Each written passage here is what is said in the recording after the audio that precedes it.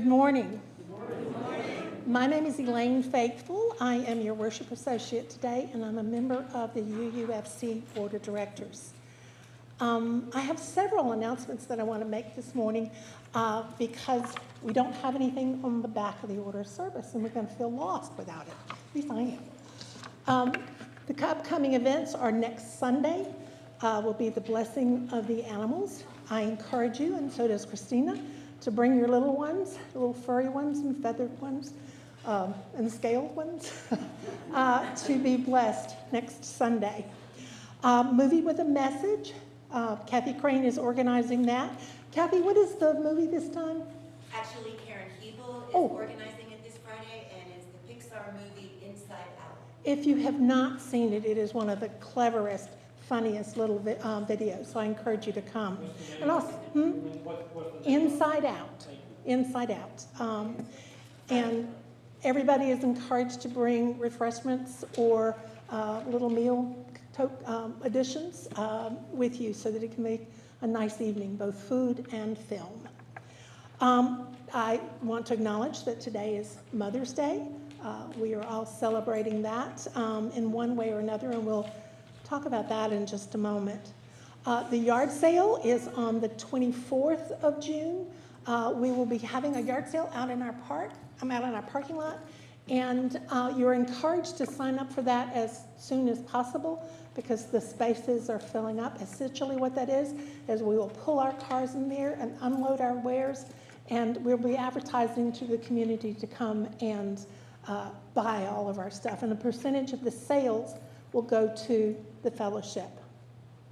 The program council was scheduled to meet today. It is being changed to May 28th. Finally, it is my joy to welcome those folks who are visiting with us this morning. I would like to invite you, if you are willing to do so and able, to stand and to introduce yourself, whether you're visiting for the first time or multiple times. Please stand and introduce yourself. Howard Department Queens, we see an awful lot of very familiar faces. It's a pleasure to be back. Who knows how long we'll be here, but we're back. We're back. Yeah. And we felt very welcome this morning. Yeah. So much fun to be back. They are wanderers, but every now and then they find us again. Anybody else? Nathan after the service. Nathan after the service. Oh, I'm going to do that. Okay. Yeah, okay. Anybody else who's visiting with us? Well, welcome to those of you who feel more comfortable staying in your chairs. I encourage all of you to come to the activity room, which is down the hall to the left, so that we might have an opportunity to welcome you as we enjoy refreshments and coffee. We will open this morning, I have to introduce our speaker. And I don't have the printout, so I'm just going to wing it here. Is that okay, Nathan? Nathan is our visitor, our speaker today, Reverend Nathan, and I'm not going to remember your last name. What is your last name? Woodliff-Stanley. Nathan is a minister at the Charleston Fellowship, and he is the executive director for SCUJA, the South Carolina UU Justice Alliance. Of something that our fellowship is very much involved with Holly and with Kathy Crane. And you've been very generous in supporting that organization. I think I heard Nathan say that we were one of the first congregations in South Carolina to buy into the work that you're doing. So thank you very much for that, and we look forward to hearing from you this morning. Nathan also gave us a gift this morning of a new hymn. The words will be here. You shouldn't miss them. And the name of it is Circle of Love. Now, Corey is going to play through it one time since we are not familiar with the tune, and then you'll join in the second time around.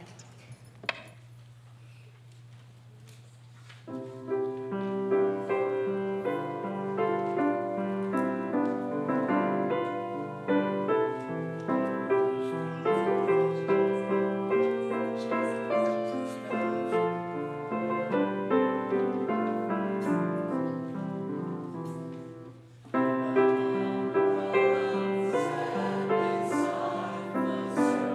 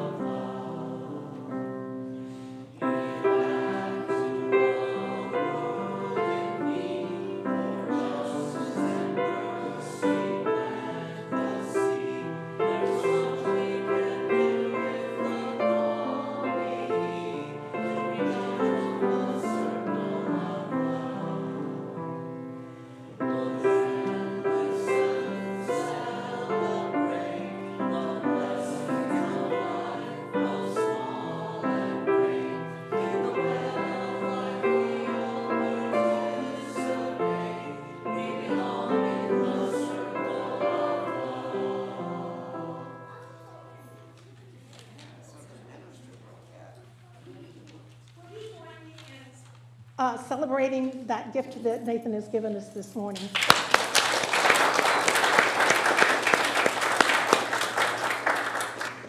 Our opening words are focused on mothers, whatever kind of mother or mothering you do.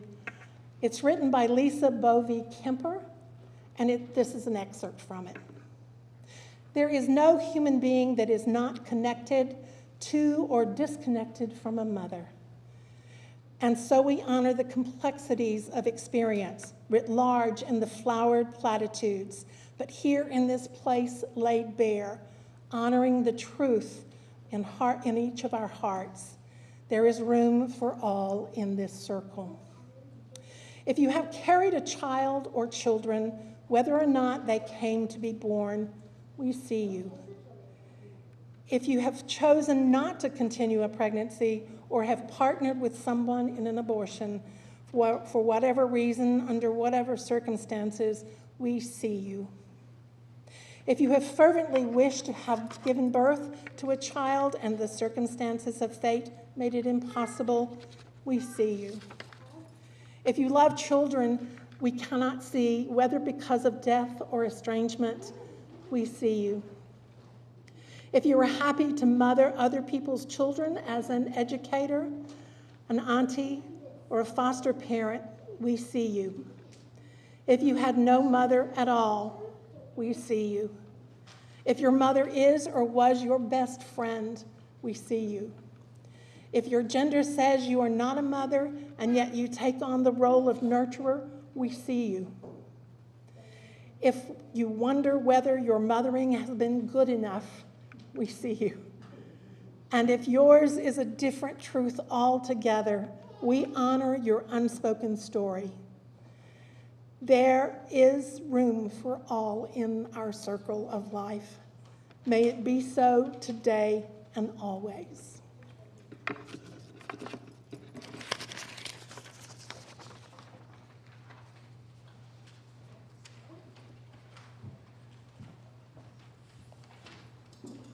Will Maya please come up to light the chalice?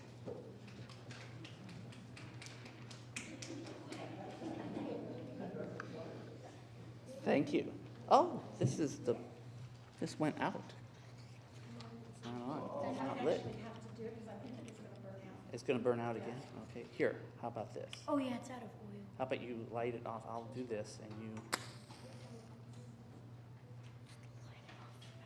There. Burnt out. It doesn't. We need new oil for that thing. You sure do. So let us, as Maya lights the chalice, do so with the words in your order of service, our affirmation. We gather together in a spirit of love with justice as our guide. This is our chosen covenant to dwell together in peace, to seek the truth with freedom, and to care for one another.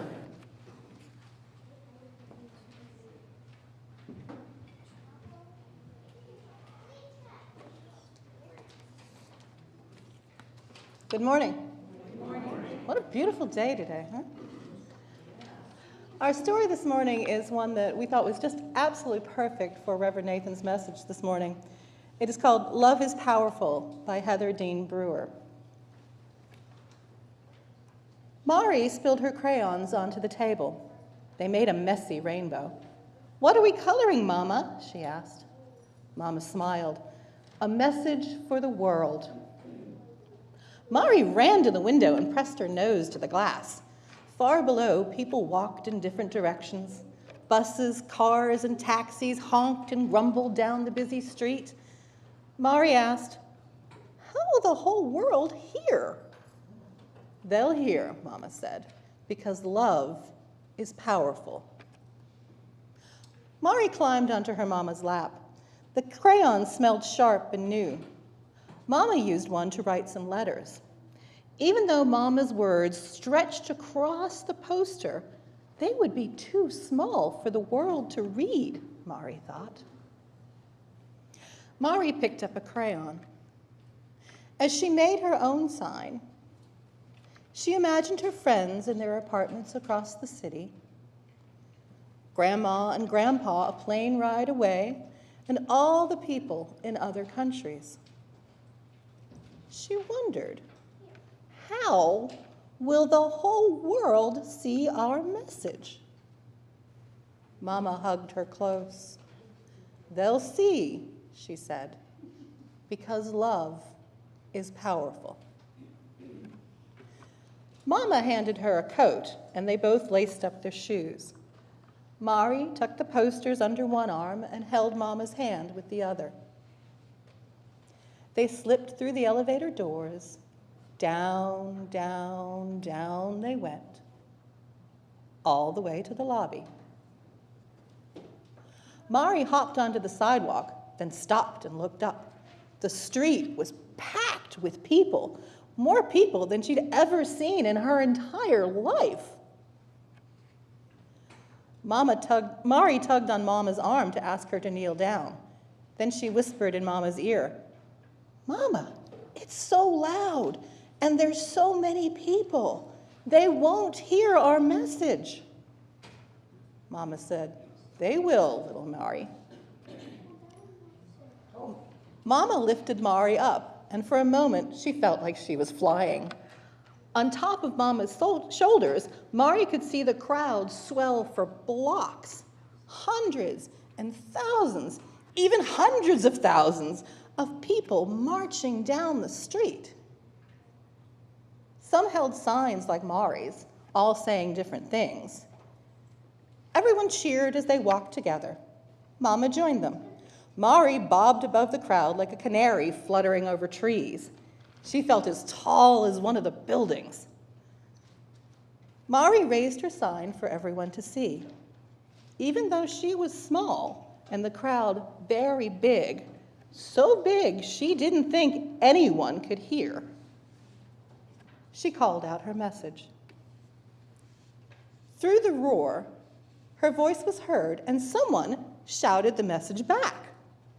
Mari yelled again, and more joined in. Again, she yelled her message. This time, when the crowd called back, Mari's message rumbled down the street and echoed off the buildings. It was as loud as breaking waves. Love is powerful. This is a picture of the real Mari. When she was 6 years old, she went with her mother and some of her friends to the Women's March. From her mom's shoulders, she held up two signs that she had made. One said, "Be kind," and the other said, "Love is powerful." Just like in the story, Mari called out, "Love is powerful," and to her surprise, people nearby in the crowd repeated it back to her. Each time she called it out, more people joined in the chant until hundreds were calling out, "Love is powerful." In her note at the end of this book, Mari writes, "At that moment, I really felt its power. One voice can be heard, and one voice can make a difference. My advice to you is believe in yourself, be confident, and don't be afraid to speak up. And remember to speak up not just for yourself, but for other people too."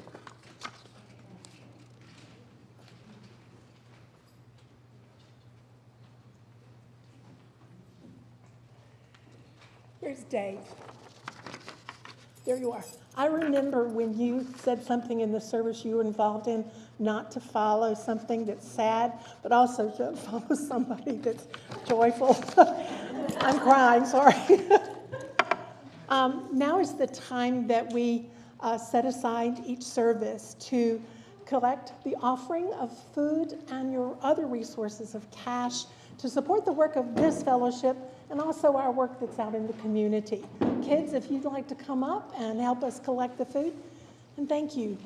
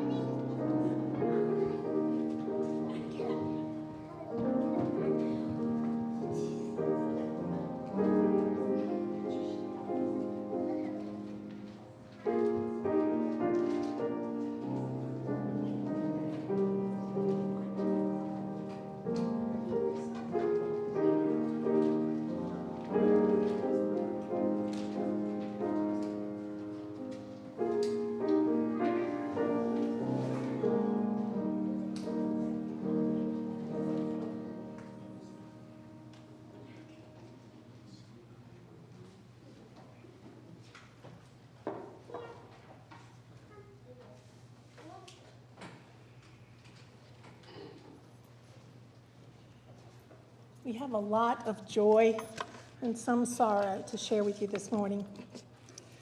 Karen Hebel shares a joy. As a welcoming congregation, we recognize May 17th as International Day Against Homophobia, Biphobia, and Transphobia to raise awareness of violence, repression, and discrimination against the LGBTQ community worldwide.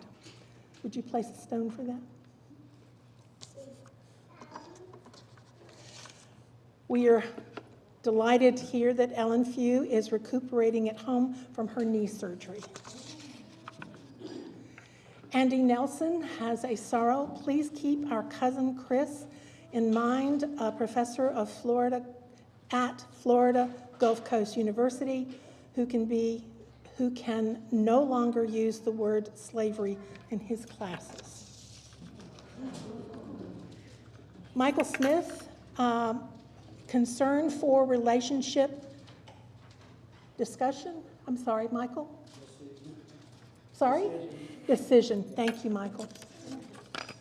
Sarah Summers and John Hoskins, what a wonderful day we had with the hula hike. Hiking at Panther Town Saturday. I have a personal joy that I'd like to share. I spent the day yesterday celebrating my granddaughter's graduation from Meredith College and her 21st birthday. So it was a very special day with cocktails. And finally, Day has lots of joy to share with us. At first, I thought it would be a sorrow this morning, this Mother's Day, having lost my mom some time ago. But it is a joy instead. I'm happy to be getting acquainted with UU folks in this area. I'm happy that the members of my online I knew I was going to fumble over this one, neuro-indigenous group. Did I say that right, Day? Okay. Susan and Kirsten will be watching the service and are with me in spirit today. And I'm very happy that my beloved life partner and spouse, Terry, is here with me in this day. She's granting me a birthday wish. So we also have a birthday to celebrate. In honor of these happinesses in dedication towards social justice, I'm including a 53-year-old contribution with my card of joy, wishing you all happiness. This is from Day. And for all of those joys and concerns that we are holding closer to our hearts, or for those who are not with us today, we will add one more stone. Thank you. And now we'll sing the children to their classes. You ready to go, girls?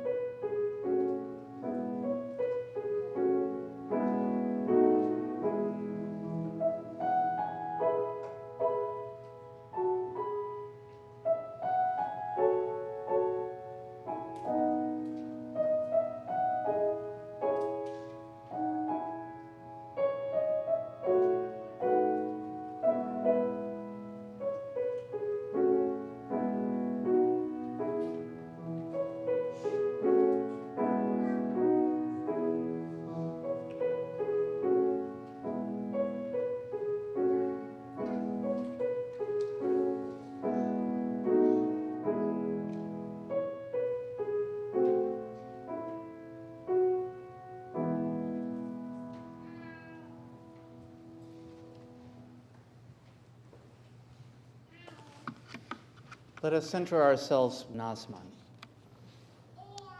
In a world so filled with brokenness and sorrow, it would be easy to lose ourselves in never-ending grief, to be choked by our outrage, to be paralyzed by the enormity of suffering, to feel our hearts squeezed tight with hopelessness. Instead, this morning, let us simply breathe together as we hold our hearts open, breathing in as our hearts fill with compassion, breathing out as we pray for healing in our world and in our lives, breathing in, opening ourselves to the transforming power of love, breathing out as we pray for peace in our world and in our lives, breathing in as we hold hope in our hearts, breathing out as we pray for justice in our world and in our lives. May we know our strength. May we be filled with courage. May our love flow from us into this world. Breathing out, we are the peace. Breathing in, we are the hope. Breathing out, we are the justice. May we know our strength. May we be filled with courage. May our love flow from us into this world. Amen. Blessed be. May it ever be so.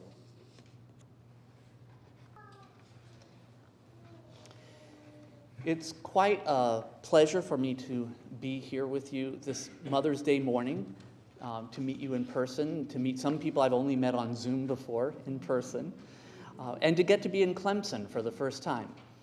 As you know, I'm here as the executive director of the South Carolina Unitarian Universalist Justice Alliance. We call it SCUJA for short, which may be a somewhat unfortunate acronym, but it's better than saying the whole name every time. SCUJA was started in 2021 by the Reverend Dr. Pippin Whitaker in Columbia and the Reverend Dr. Jean Harriet in Aiken.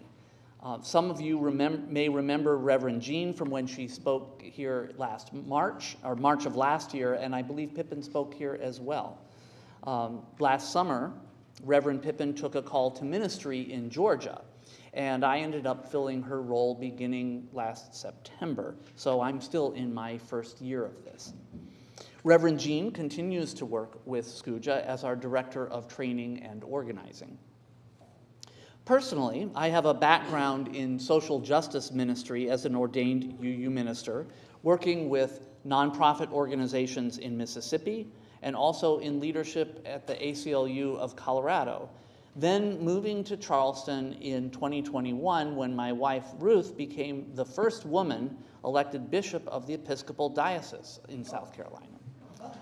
For reasons you can imagine, I have a strong interest in interfaith organizing. The upper half of South Carolina is a separate diocese in the Episcopal Church, so we're actually not in her diocese here. But our work at SCUJA is statewide, although there are only 10 Unitarian Universalist congregations in the whole state. SCUJA is working with all 10 of these congregations, and I want to thank you here in Clemson for being one of the first congregations to sign a covenant with SCUJA to support our work for justice.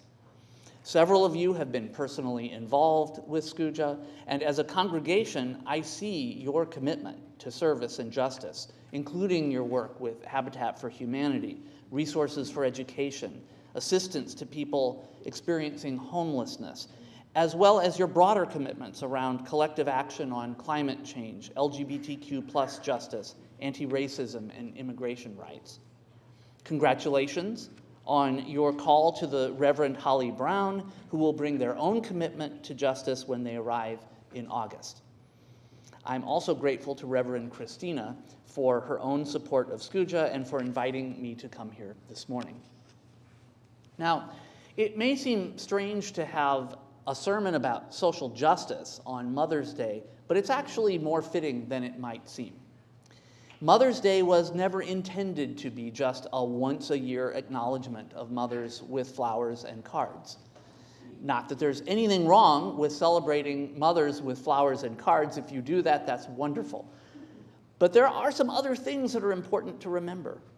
One, as we heard just a little bit ago, is that Mother's Day can be a sad or difficult or painful day for a lot of people for a lot of different reasons, including loss or complicated relationships to motherhood, or even just the fact that it's a gendered holiday. Another thing to remember is that the task of parenting in general, regardless of gender, and often mothering in particular because of cultural expectations, is an enormous task every day of the year, deserving of systemic support as well as personal gratitude. Parents, including mothers, have a special stake in many economic and social justice issues, from childcare and healthcare to gender equity, reproductive rights, education, and prevention of domestic violence and other forms of violence. In fact, the first Mother's Day proclamation was a Mother's Peace Day proclamation made by Unitarian poet and activist Julia Ward Howe. It is a proclamation for peace and against the violence of war. Julia Ward Howe was an ardent slavery abolitionist who wrote the words to the Battle Hymn of the Republic. But in her work with the Sanitary Commission, she also saw up close the carnage of war. With the Franco-Prussian War brewing in Europe, she had enough, and she made her Mother's Peace Day proclamation in 1870. "Arise, all women who have hearts," she wrote. "Our sons shall not be taken from us to unlearn all that we have been able to teach them of charity, mercy, and patience. From the bosom of the devastated earth, a voice goes up with our own. It says, 'Disarm, disarm.'" She went on to call for an international Congress of women in the interests of peace, and she inspired a series of Mother's Day of Peace events that continued for several years. It took the efforts of Anna Jarvis to make Mother's Day a national holiday in 1914, but the 1870 proclamation is still a reminder that the roots of Mother's Day run deeper than just sentimental good wishes to mothers. And the history of Mother's Day remains relevant in a world where, once again, there is a war of aggression in Europe and one with nuclear threats as well. Prior to this service, I learned that there's been a call for Mother's Day this year to be a national day of contemplation on gun violence. We've all seen the growing wave of school shootings and mass gun violence, and it is literally close to home for me, since I live just 4 blocks from Mother Emanuel AME Church in Charleston, where 9 members, including legislator Clementa C. Pinckney, were slaughtered by racist right-wing gun violence. We are one of only 2 states without a hate crimes law, but the South Carolina Senate failed again to pass the Clementa C. Pinckney Hate Crimes Act. Instead, the Senate sent a permitless gun carry bill to special session, one of their priority bills, which will only make it easier to carry guns into schools, churches, and other public places. At the State House last week, the most visible group opposing that bill was Moms Demand Action. So Mother's Day really is an appropriate day to talk about justice and activism. I've lived in the South before, and I love a lot about it, but after 2 decades working in Colorado, I'm sobered by how difficult it can be to work for justice here in South Carolina. I would love to be working on more positive reforms, but this year we have seen a wave of attacks on transgender youth specifically and LGBTQ+ rights generally, as well as attacks on abortion rights and reproductive freedom, on books and on teachers trying to teach accurate history about slavery and race, on voting rights, and on any reasonable regulation of violent weaponry. The response of SCUJA is to connect our 10 UU congregations, not only with each other, but also with national resources, such as national UU resources, such as Side with Love, the whole coalition of UU state action networks in other states, UU The Vote, Trust, Drum, Ministry for Earth, the UUFC, and several other UU justice groups. Then, we join forces with activist nonprofit partners here in South Carolina, including the League of Women Voters, the NAACP, ACLU, WREN, Planned Parenthood, Appleseed, SC United, and local interfaith groups, among many others. In the process, we want to connect with and root our work deeply in the people and communities impacted by injustice, centering their voices, listening to their stories, and following their lead. All of this works on the principle that we can do more together than separately. In the current political environment, we really need that collective power. I thought I would be speaking today after the end of this year's state legislative session, but instead we have a special session currently scheduled until May 31st. So we will continue working with our partners against the abortion bans, permitless gun carry, and whatever other atrocious bills they may plan to pass. It is at least heartening to see the activism, not only from moms, but from students and youth, as well as people who have been activists for many decades. I understand you've had some Clemson students here, which is great, even though they are off now for the summer. Your involvement in activism of people at all ages is very welcome and very needed. Of course, you don't have to come from a faith perspective to care about these issues. We have many secular partners working on the same things. So what is the significance of working for justice, specifically as Unitarian Universalists? Well, for me, working for justice is a form of ministry, rooted deeply in our faith, and it is a shared ministry that all of us can engage in together. I find that the stressful work of justice is more sustainable and often more fun when it is rooted in community that sings and worships together, that cares for each other even when we are in hard places, and that shares a vision of the kind of world that we wish to build. Now, just as our nation has aspirational values that we have never fully lived up to, we need to be honest about our Unitarian Universalist history even when we have not lived up to our own ideals. But the call to justice is there in our faith, deeply rooted in Unitarian Universalist history, in our principles and values, and in our shared vision of beloved community. It is there in the Universalist vision of even heaven being a place of full inclusion. And it is there among the early Unitarians in 1820s Boston, where Joseph Tuckerman essentially became the first Unitarian community minister, advocating alongside people living in poverty and helping define the profession of social work. The history of UU ministry includes the story of Olympia Brown, the first woman ordained as a Universalist, Ethelred Brown, the first Black Unitarian minister, and more recently, the first openly gay and transgender UU ministers, James Stoll and Sean Dennison. There are lessons to be learned from the obstacles that they all faced and the challenges of making our faith and our world more genuinely inclusive. Justice is a central word in our current statement of principles and sources, where it appears 3 times. And it is one of the named values in the proposed Article 2 statement of UU values that will be voted on at the next General Assembly, in which love is placed at the center and an emphasis is added on anti-racism and beloved community. The simple welcome song that I wrote some 20 years ago that we sang earlier in the service is loosely based on our UU principles, mentioning compassion, justice, and the web of life. It's also a song about a circle of love.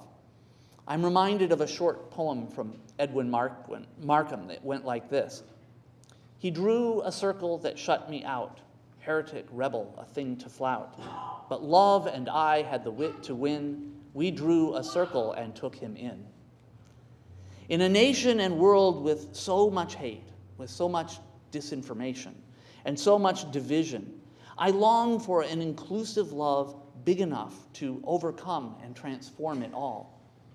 I know the ultimate vision of our faith is not just victory over our opponents, but beloved community that is transformative for everyone.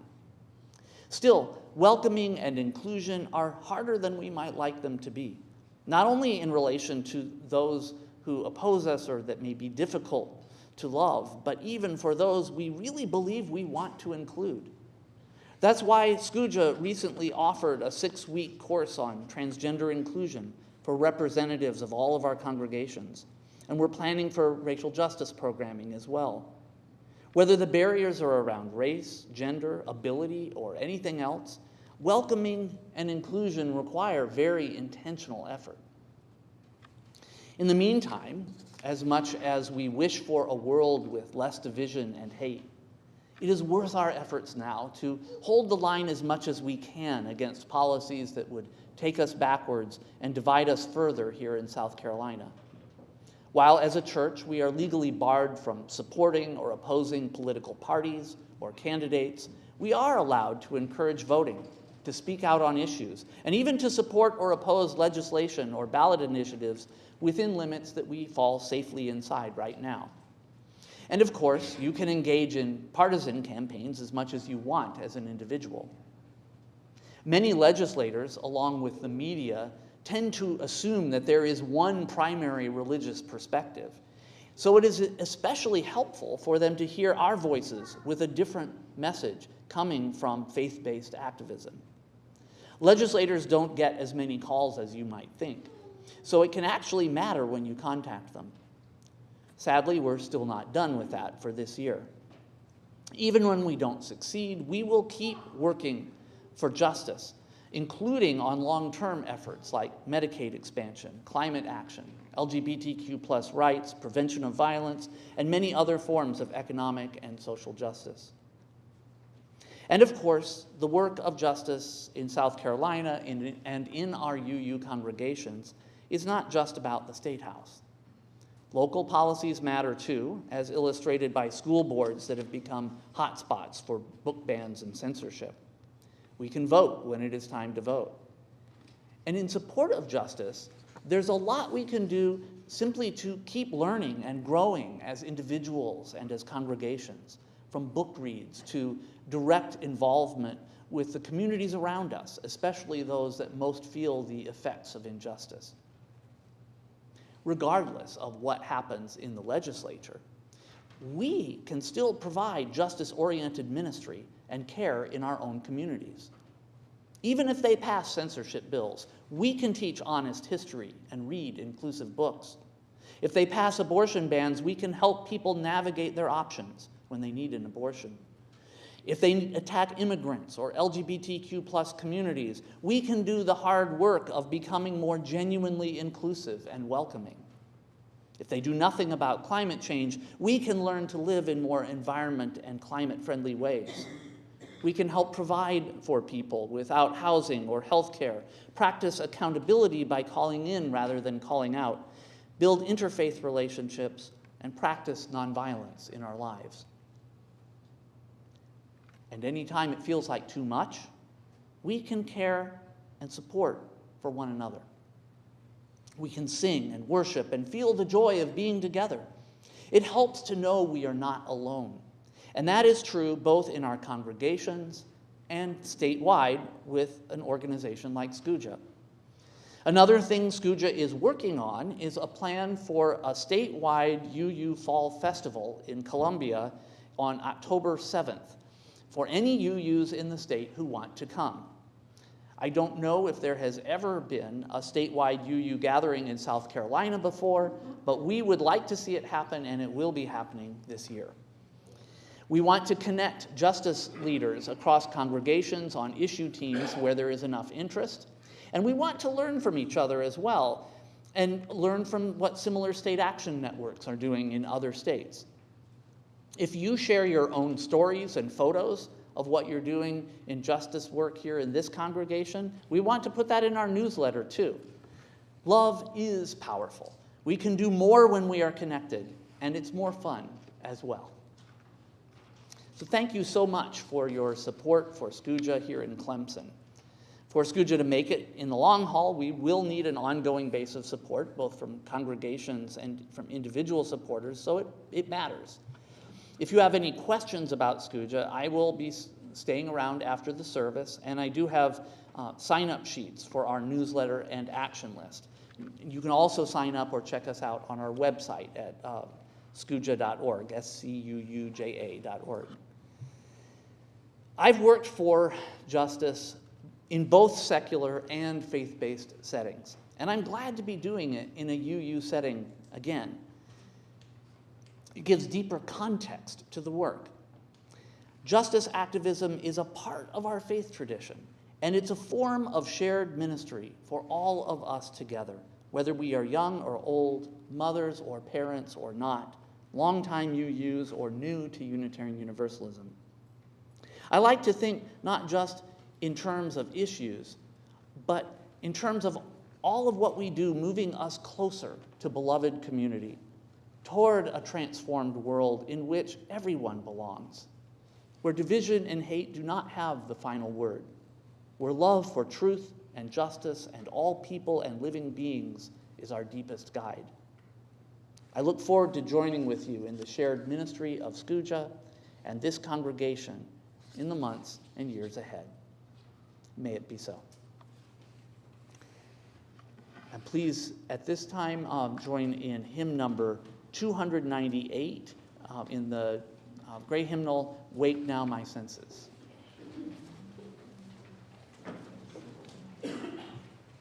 Wake now my senses and hear the earth call.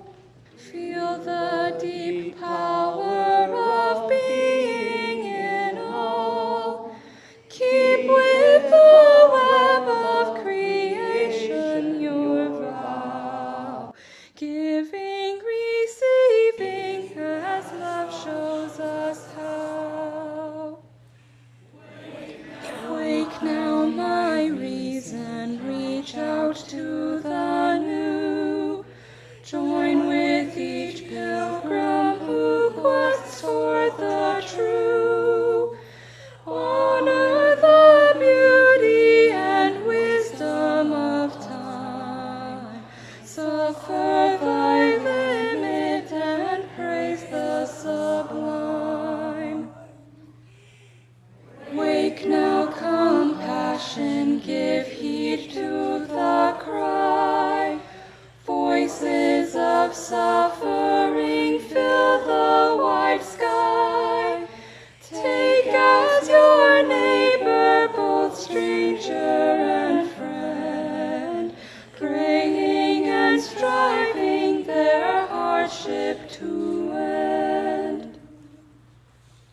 Wake now, my conscience, with justice thy guide.